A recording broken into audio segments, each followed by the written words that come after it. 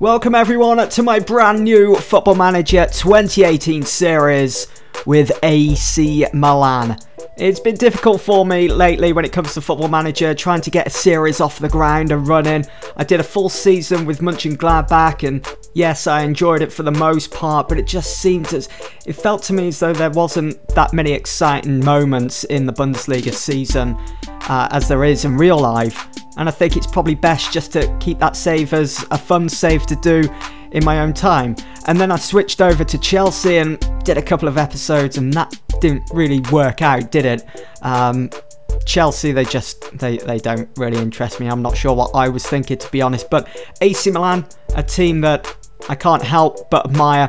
AC Milan, a fantastic historical club, really. The amount that they've won, as you can see here by their trophy cabinet. 18 Serie A titles, not as many as Juventus, but still quite a lot. 7 Champions League trophies. They are almost the Champions League side, aren't they? They've had their historical battles against the likes of Liverpool, and they've just simply been fantastic in the past in the Champions League. They've had their moments, and as of late, over the last couple of seasons, things have just really been going downhill for them, as you can see here with the league history in Serie A.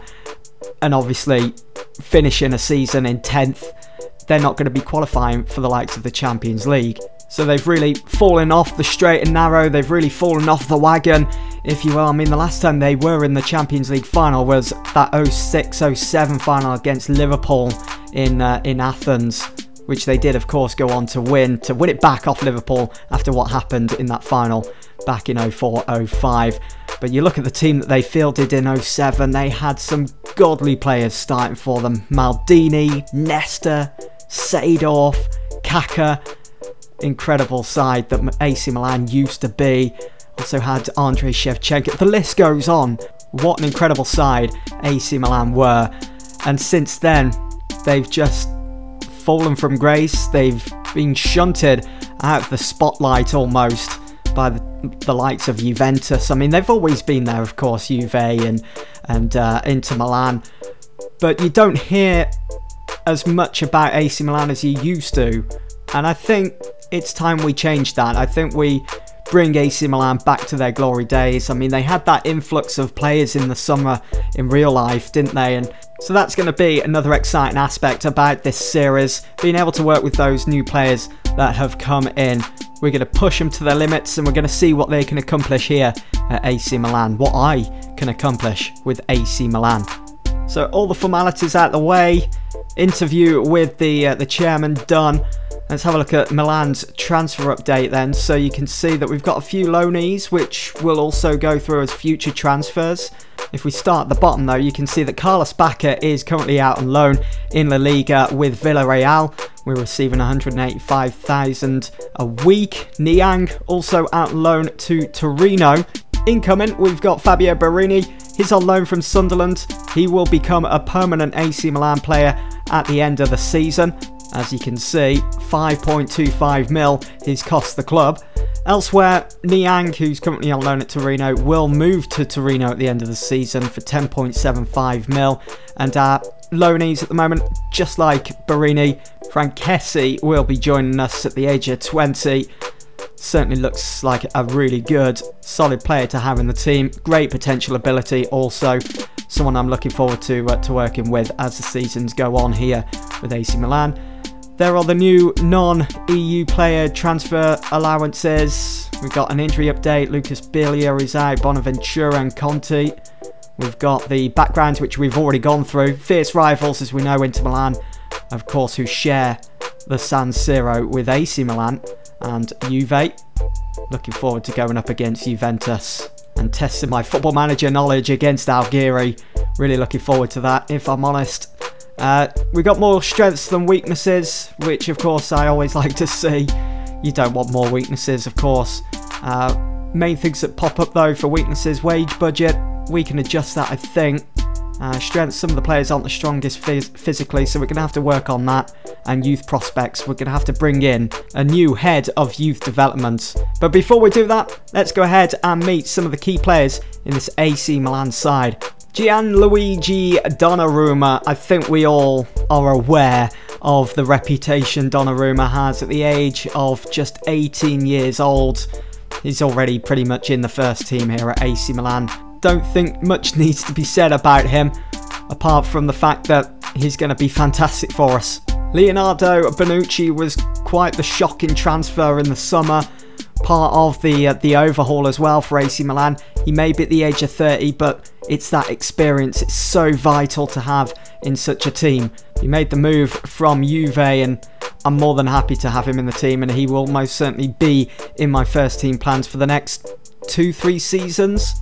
No doubt, Alessio Romagnoli will be able to learn a lot from someone like Leonardo Bonucci at the back. And again, he's another player that's got quite the reputation here on Football Manager, and it's no surprise that he is currently wanted by Chelsea. You know, when I look at this AC Milan side, it's got such a great balance of experienced players and younger players, and Riccardo Montolivo at the age of 32, just like Bonucci, will be able to help those players like Frank Kessie, like Romagnoli, throughout their time before they retire. And it's just good to see all those player traits, something that we can take full advantage of throughout this save.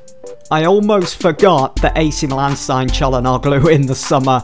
There were so many that were happening. Do you remember them just piling in week after week in the transfer window? Almost lost track of them, but Hakan Çalhanoğlu from Dortmund, what a player.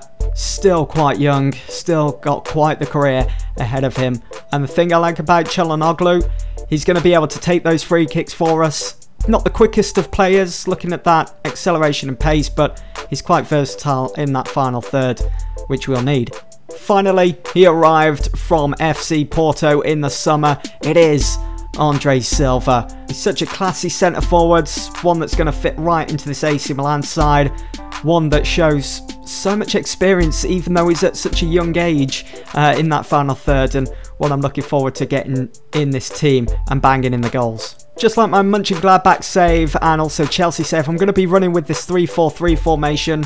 It does work. I mean, I have been using it in some of my private saves, and it's been working wonders, especially in the second season. The football that's produced with this system, perfect. So we're just going to go ahead and fill in this team for now. It's not final, it's not locked in. So we're going to be playing with two wing backs. So Abate will be on the right. We do also have Ricardo Rodriguez, another player. Didn't they get him on a free in the summer? Because I think he was out of contract at Wolfsburg, wasn't he? I think. I'm not too sure on that. We'll have to go and check. But for deep line playmaker, I do sometimes switch the central midfield roles around. Although I do like to stick with the deep line playmaker. But the left-sided, they can push on, maybe be that advanced playmaker, get further forwards, join the attack. So we do have quite a few options in that final third. So we've got quite a few options as well to pick from, but that is looking pretty good. I'm just going to change the two wingers to inside forwards. So we want the left side on support, the one that's going to be taking those long range efforts, which Çalhanoğlu does perfectly. Can't wait to see that in action. And we'll have the right one in attack, taking those short passes, coming inside. So if we look at squad depth, there still needs to be a couple of more players added to the team, I think. Going forwards, things are looking good there. We do have Bonaventura coming back from injury soon. We do also have Lucas Billier coming back from injury soon, but I'm focusing mainly on our wing backs because that's where the majority of our play is channeled through on the left and the right, and I don't think it's strong enough at the moment. And of course, we don't have many options. If Ricardo Rodriguez gets injured, who's going to fill in for him? I don't think at the moment, as it stands, we haven't got anyone capable, and it's just my luck that Rodriguez would get injured on the first game of the new season. The same goes for Abate. So that's where you guys come in. Let me know what you think. Who should we look to bring in this summer? I mean, we've got a transfer budget of 17 mil to work with. Not that much, but it should be enough. I think we might be able to get a little bit more once I've gone through the board expectations. So we might be able to up that a bit. I'll have to wait and see. But guys, again, let me know what you think in the comments below, who we should be looking at. Now, looking at our fixture list then. One game has already been played in pre-season. I didn't even play this. It finished 1-0 against Bordeaux. with Kalanic with the goal. Now we do have the Europa League third round qualifiers coming up, so we're going to go through that. I will be showing that probably in the next episode. We do also have to play Liverpool in a friendly at Anfield. That would be interesting. But we open up the Serie A season at home to Sassuolo. And then we're looking at the big ones. That one at the San Siro against Inter Milan. What a game that's going to be. Then we've got Roma. How about a last game of the season? Oh, what a finish that is. Napoli first away from home. And then we finish up things at the San Siro against Juventus. It's going to be huge.